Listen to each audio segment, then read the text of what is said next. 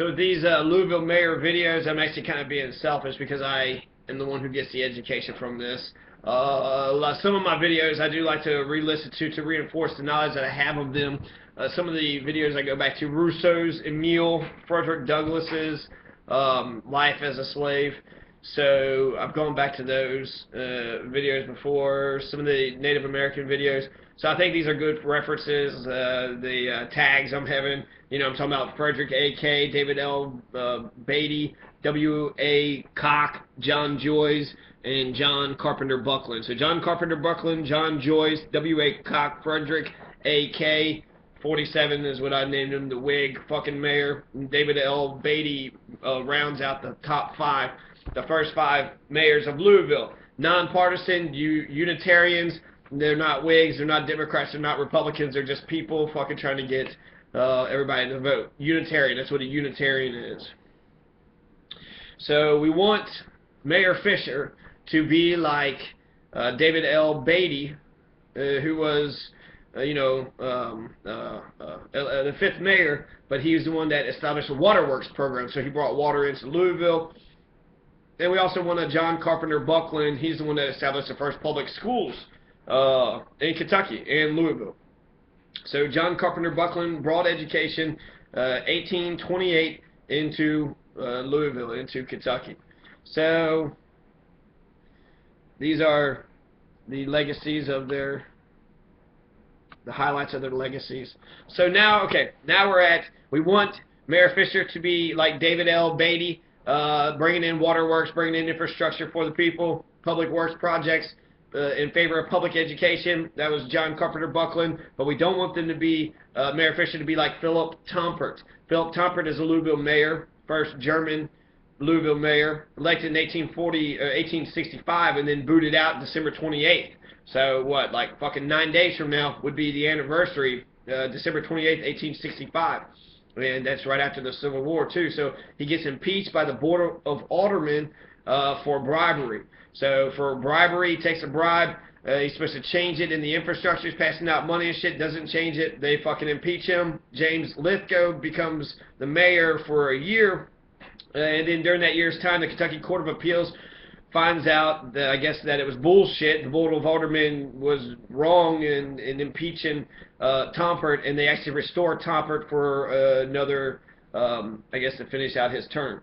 So Philip Tompert was fucked with, maybe instead of saying don't be like Philip Tompert, like don't be impeached, right? Don't be impeached for any, don't give him any reasons. And they said that he was bribing, but then eventually he's restored. So are you allowed to accept a bribe, or are they saying that he didn't take a bribe and that it was all bullshit politics? Either way could be true.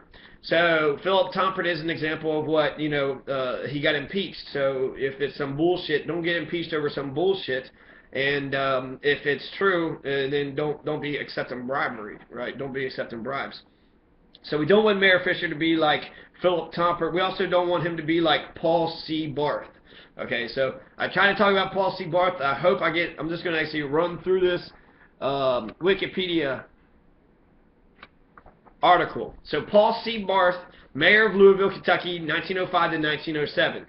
Son of a cabinet maker who died when Barth was 11. He took financial responsibility for the family at an early age. He became sales manager for the Utica Lime Company, and he founded the Ohio River Sand Company in 1892.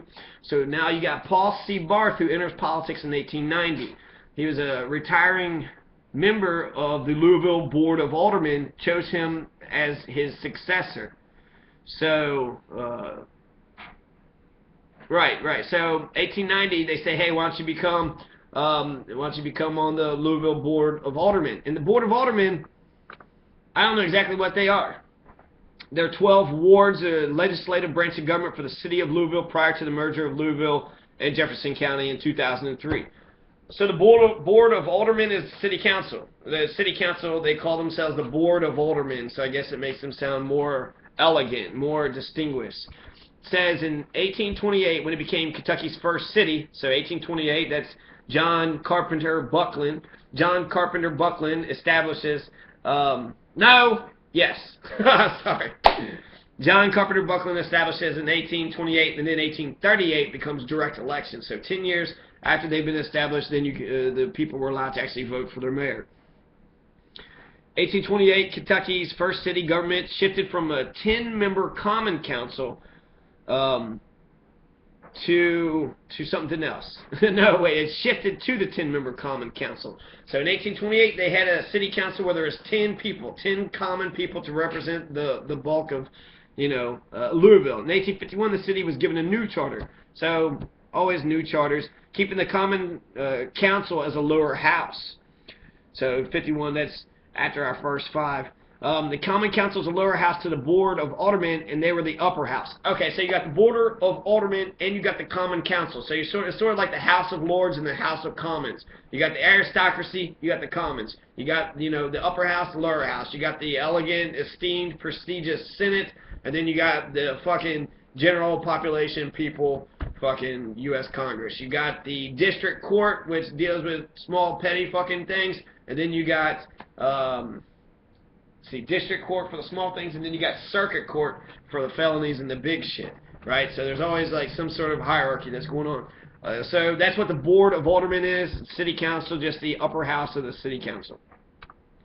Which I'm glad they got rid of the 2 chambers. I guess there's only 1 chamber now, and that's just City Council. So he becomes a Louisville Board of Aldermen, 1890. This is 1 year before the Kentucky Constitution was written up. And then he's elected to that body's president, 1897 to 98, and then again in 1902 to 95. So he's actually the president. He's like the Senate president. He's like a Mitch McConnell, right? He's like the main dude in the aldermans, just like Mitch is the main dude in the Senate, main minority member at least. He's not the chair, the Speaker of the House. So you have Paul C. Barth, right? And he ran for mayor in 1905 against Joseph T. O'Neill. And Joseph T. O'Neill, he brings in a new term for us. He runs as a fusionist.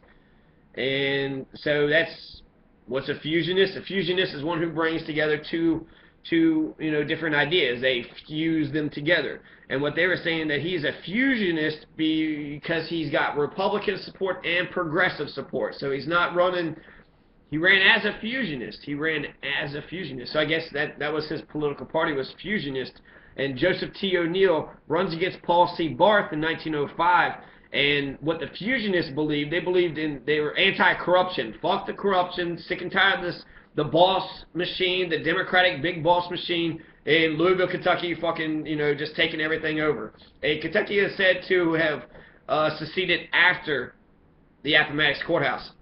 They were Union up until they won the war, and then once they win the war, they choose the loser side by electing all these Confederates into office. And I'm not saying they're all Confederates, but I'm saying there's a lot of corruption within the Democratic Party. You have Andrew Jackson, who's trying to get everybody, the poor whites, to be able to vote for their senators and for all their elected officials, but he's also killing Indians, and he's breaking the rule of law and shaking the Supreme Court and not giving a shit about anybody else. So he's a tyrant and a corrupt tyrant. So he's this corrupt tyrant, and they are tired of the fucking corruption. Just like we got, I don't know if we got a democratic machine now, but we don't know how corrupt it is. It seems like by history, it's probably corrupt, right? So that's just Kentucky politics, right? So, judging by our history, or no, let's just keep on going with the history. Paul C. Barth had the backing of the Democratic Party boss, John Whalen, okay? And so John Whalen is important to know. So you have a political boss, just like Boss Hogg, you have the spoil system. Somebody wants to get into office, and then they got to go through some motherfucking owner in the shadows of society.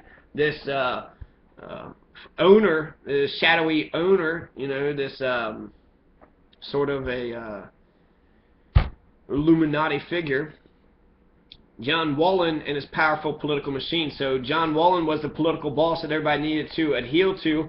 His burial place is fucking huge. There's a huge-ass monument for him. He died in Louisville, Kentucky when he was 63 years old, but he was born in New Orleans, Louisiana. So John Henry Wallen was a fucking boss, okay? I don't know who's bossing Greg Fisher around. If we were to, I don't know. I guess we can say some bosses. We know the Cordish companies are his boss, and then we also know Insight is his boss. So we know the cable companies is firmly in Fisher's pocket, or he's in their pocket, and the Cordish companies. So there's definitely a connection between 4th Street Live, Israel, the Cordish companies, and Insight. So lots of corporate connections. So those would be his boss. That would be Mayor Fisher's boss.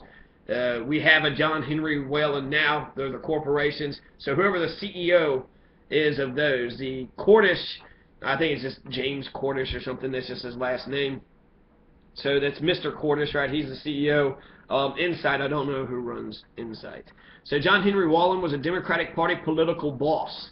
Straight up just says that's who he was. During the late 19th, early 20th centuries, born in New Orleans, he moved his family to Cincinnati in his youth. As a boy during the Civil War, he served the Confederate Army. So, what'd I say? This fucking boss power politics, this is fucking Confederates. Fucking shitty fucking Confederates coming up. And that's why I like William Justice Goebel so much. He stands up to all these goddamn racists, all these fucking, you know, pro-Confederate. I don't even understand what a Confederate would be thinking of. If you had slaves, okay, fight for your right to have slaves. But there are so many poor whites that were fighting for slavery. What the fuck? I mean, you're poor, you have nothing, you're not going anything. You just want the social prestige of thinking you're better than somebody else. And actually slavery, you know, drops wage slave costs down. Why hire some asshole, you know, $10 an hour or so if you could just buy somebody for free? So it depresses wages. Slavery was bad for poor white people all around. It was just bad for business, bad for them all around. They don't get the slaves. They don't have the benefits of being a plantation owner. And once the slavery is legal, then all their wages are, you know, down to shit.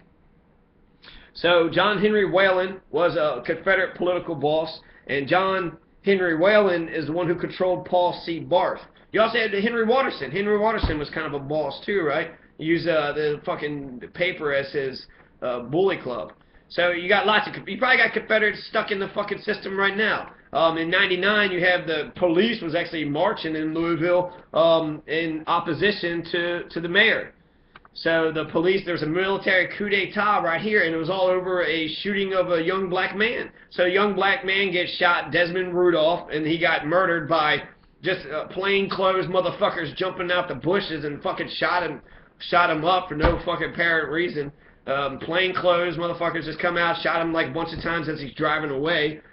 He had no weapon on him. He gets shot in the car about 13 times, and then they even said they shot him as he was dying. So he's just struggling for breath and shit, and they murdered him. And since they murdered him, the police chief got fired. This is Dave Armstrong, so this is a mayor of Louisville, so this is all related. He fires the police chief, which who gives a fuck about his name, but the police are so pissed off about the police chief being fired that they march on the streets. So that's when we see democracy in Louisville. Whenever some fucking race shit happens, we see democracy. You know, 1855, people take the streets and they're attacking all the Germans. That's what white people do over racist bullshit. That's what 1975, they was integrating the kids into the Louisville schools.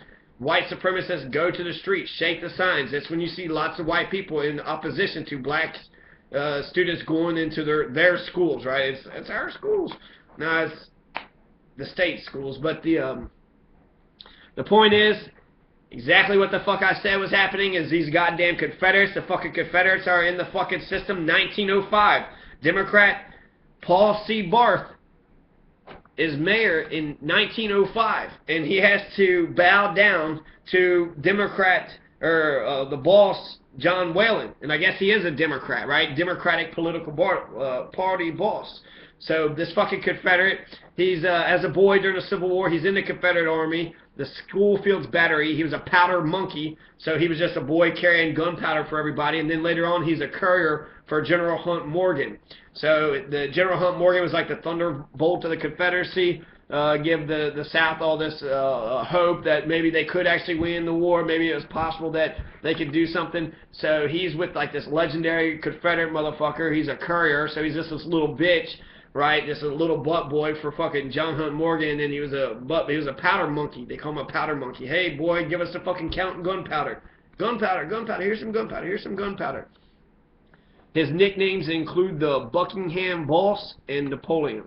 So Buckingham Boss, which I don't know why he's called the Buckingham Boss, but a boss, Buckingham, Napoleon, tyrant, John fucking Whalen controlled Louisville so strongly that he was able to get Paul C. Barth elected.